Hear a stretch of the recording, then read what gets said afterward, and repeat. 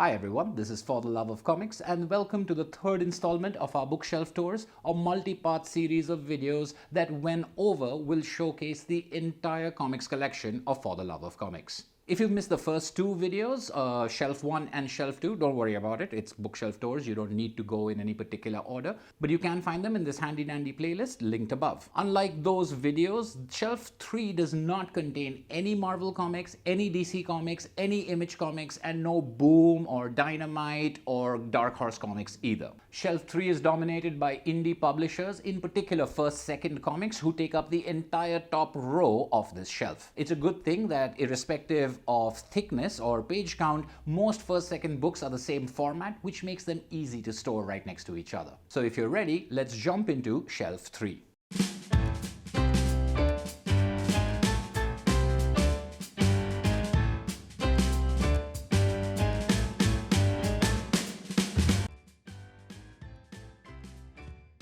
The leftmost section has these collector's edition hardcovers of American Born Chinese by Jean Luen Yang, which was featured in my top 10 Gateway Comics video.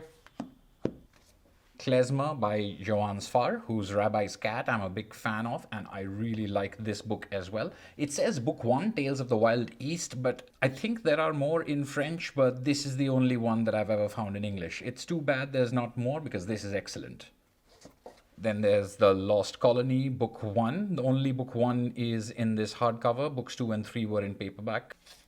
And two books by Eddie Campbell, The Fate of the Artist and The Black Diamond Detective Agency, both of which I think are excellent. Eddie Campbell is, of course, most famous for From Hell with Alan Moore, but these books really introduced me to a whole different side of his capabilities alongside another book that's further on this shelf, also brought out by First Second. So I guess First Second really like Eddie Campbell, and they show us why.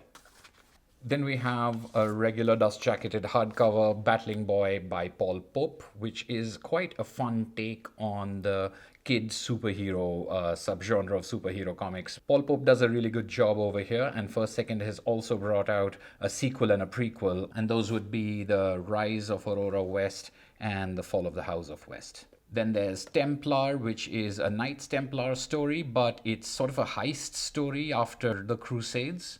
Then we have Sailor Twain, or The Mermaid in the Hudson, is the second title, by Mark Siegel. This is an excellent comic. It's dark and it's creepy and it's also very beautiful and romantic. Mark Siegel is the publisher of First Second books, and he wrote and drew Sailor Twain, which is one of the best comics I've read. So I guess he knows what he's doing. And down here we have Scott Mccloud's The Sculptor. Scott Mccloud, of course, is the author of Understanding Comics and Reinventing Comics. And this is his first work of fiction in many years, possibly decades, and I still haven't gotten to it. I feel really bad. It's gotten great reviews. It's supposed to be fantastic, but I don't know. I've just been intimidated by maybe its thickness or whether I will like it or not. I don't know what the reason is. I just haven't gotten to it, and I'm very ashamed of myself. Moving on, we have Laika, about the first living creature in space, a fantastic comic that I featured in my top 10 Gateway Comics. Box Brown's Tetris, the games people play, a non-fiction account about the creation of the famous video game. This is superb. This is like a Hollywood thriller just waiting to be made. It was really surprising to me, not just how compelling the story of Tetris was, but how well Box Brown was able to put it across in a comic. One of my favorites of the year that I read it and made me an instant Box Brown fan, who I hadn't read anything of. But then I followed it up with his next book, Andre the Giant, a biography of Andre the Giant, which was also excellent. He has a book on Andy Kaufman that I have ordered but has not yet been delivered, so that's where it's going right there.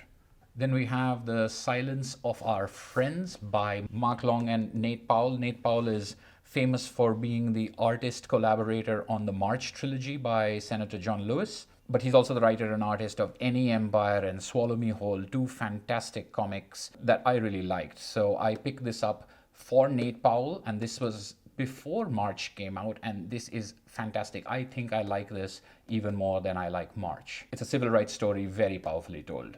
Then we have The Professor's Daughter by Johannes Farr of The Rabbi's Cat and Emmanuel Guibert. Sorry about the pronunciation. They're French creators who have been championed by First Second. First Second has published a lot of their translations in English, but of course, they're also available from other publishers. They're superstars of the European and Franco-Belgian comics scenes, and this is a charming little collaboration.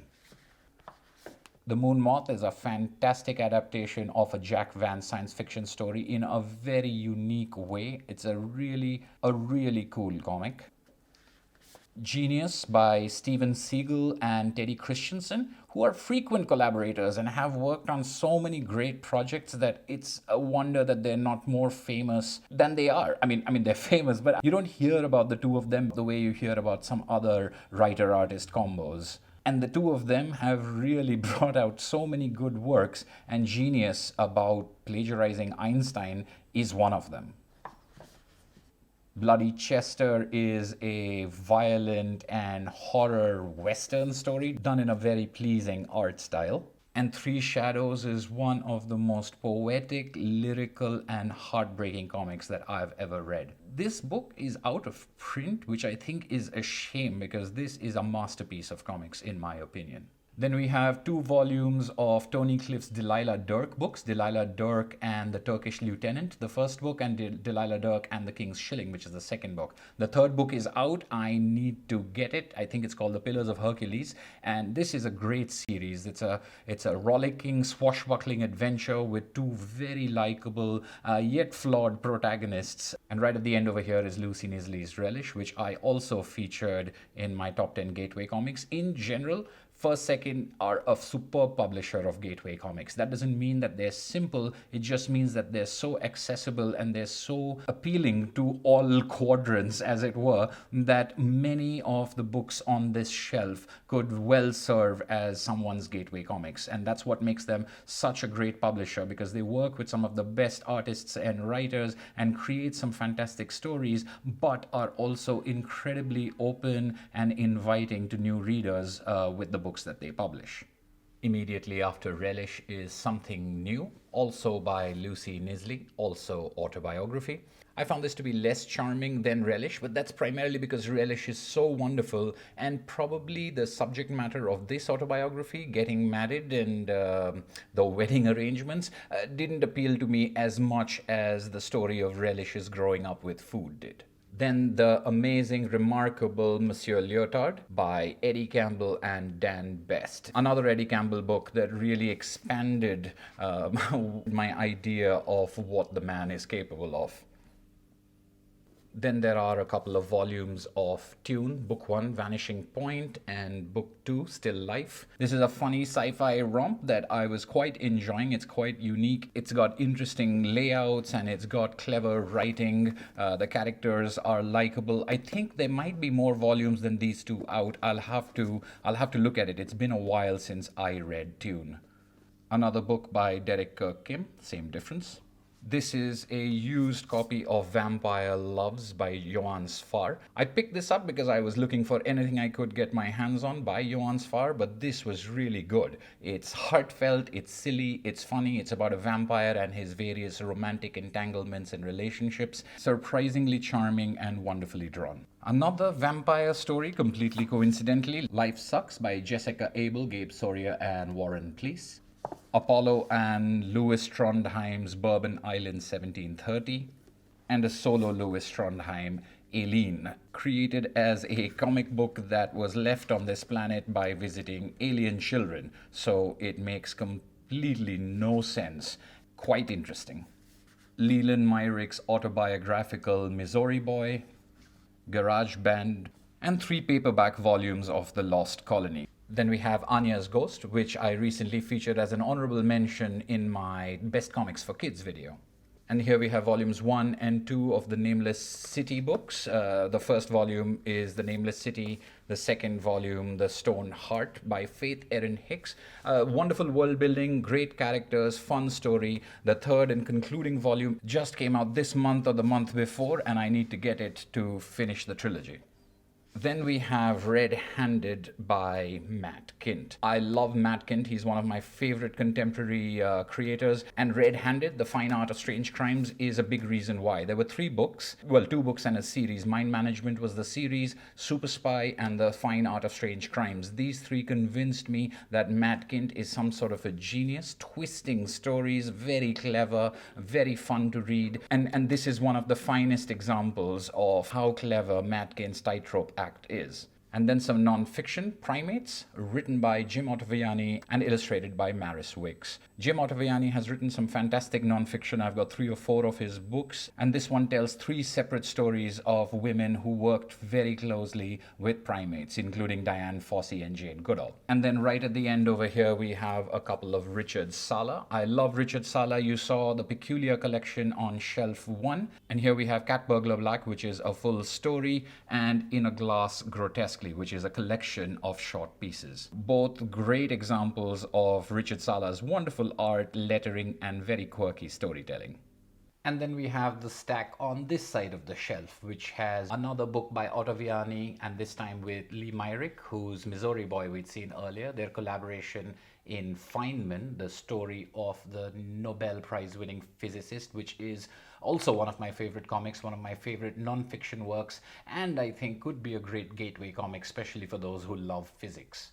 Then the 3 volumes of Ben Hatke's excellent Zeta the Space Girl series, Zeta the Space Girl, Legends of Zeta the Space Girl, and The Return of Zeta the Space Girl. Jean Luen Yang returns with Boxers and Saints, a story in 2 volumes collected in a single slipcase about 2 different points of views on the Boxer Rebellion. Zara's Paradise is a story set in Tehran about a mother searching for her son. Gillian Tamaki and Mariko Tamaki's This One Summer is now an acknowledged classic, a coming-of-age story that is beautifully and gently told. And Tilly Walden's Spinning is a more recent edition, and I think Spinning's going to hold up just as well as This One Summer has done. I think the way that it looks at childhood nostalgia is really beautiful and sad. So that's it for the first 2nd books up on the top shelf. There are 1 or 2 in the bottom shelf over here, like Alan's War, but most of these are Drawn and Quarterly or Slave Labor Graphics, Arachaia, and other publishers. We start over here with When David Lost His Voice.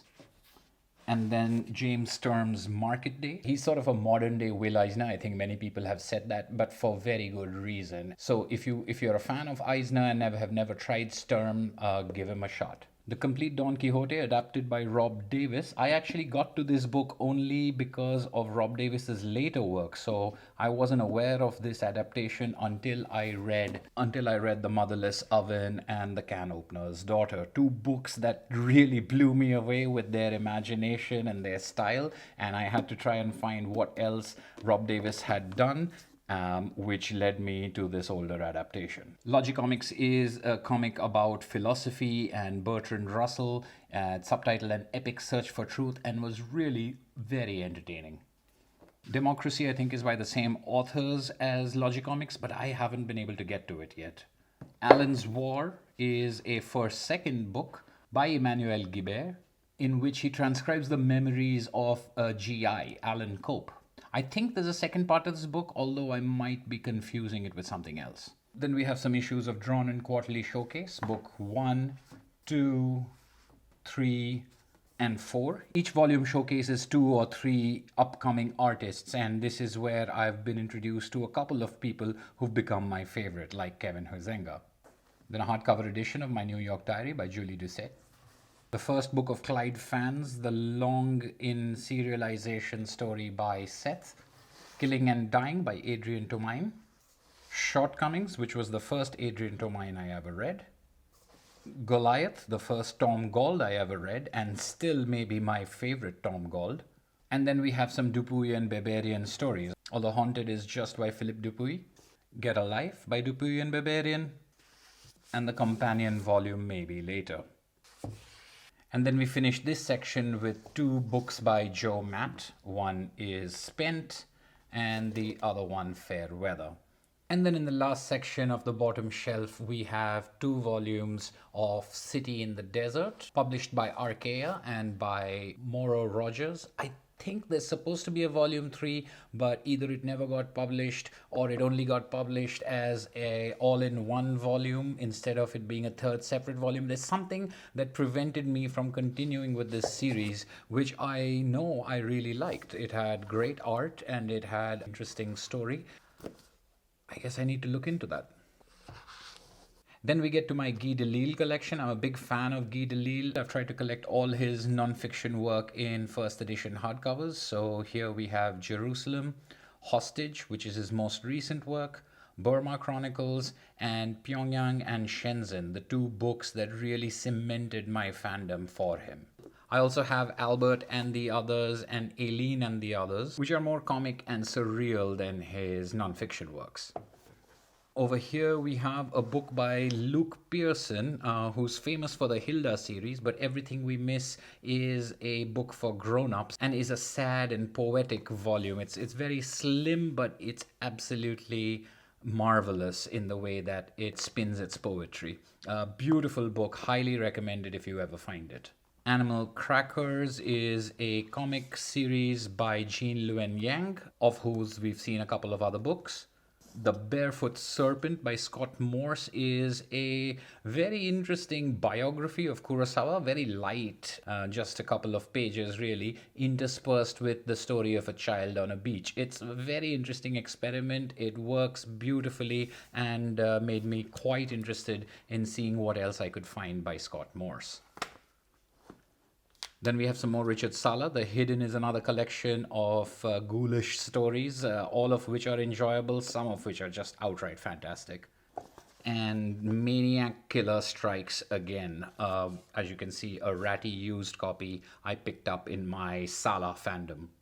Jason Shiga is someone I've just started reading. Meanwhile, made a big impression on me. It's a very nifty take on the choose your own adventure story, but with a time travel looping back to the same panels you've read before, but going to different pages sort of gimmick. It really works terrifically. This book really made me look for more Jason Shiga. It gave me the impression that this is a very smart person, the way that Matt Kinn's books had impressed me, and I sought out everything else I could. So this is a recent thing. I've just started reading Jason Shiga in the last couple of years, and over here I have Empire State, which I really enjoyed. But what I really enjoyed were Book Hunter, which is on another shelf, and the first volume of Demon. I haven't read more Demon, but the first volume of Demon was so impressive that I really can't wait to get my hands on more.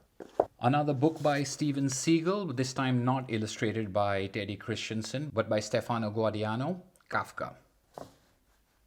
The Shark King is actually a children's Toon Books series volume. I mentioned Toon Books in my Best Comics for Kids video. And this is fantastic reading with lovely, lovely art. Seth's It's a Good Life If You Don't Weaken, a wonderful story that was originally serialized in his Palookaville journal. The Story of Jezebel, a very recent purchase that I enjoyed, but I don't know when I'll be returning to this. The Prince and the Dressmaker, on the other hand, was an absolutely wonderful, charming story that I'm sure will be revisited very often. It's a great read. It seems light, but it has a lot to say. A really wonderful book. And the last book on this shelf is David B's famous masterpiece, Epileptic. And that brings us to the end of the indie and young adult tinged shelf 3. I hope you enjoyed this video. Leave a like to let me know. And as always, I welcome your questions, comments, and any recommendations or suggestions you may have. And if there are any books on this shelf or the others that you'd like a closer look on, let me know all of these in the comments section below. This is For the Love of Comics. Thank you for watching, and I'll see you at shelf 4.